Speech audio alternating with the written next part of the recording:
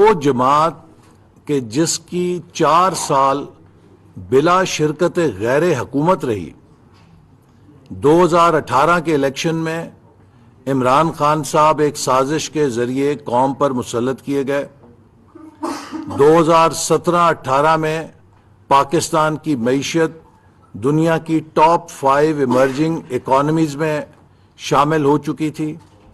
سی pack Pakistan کا global brand بن چکا تھا۔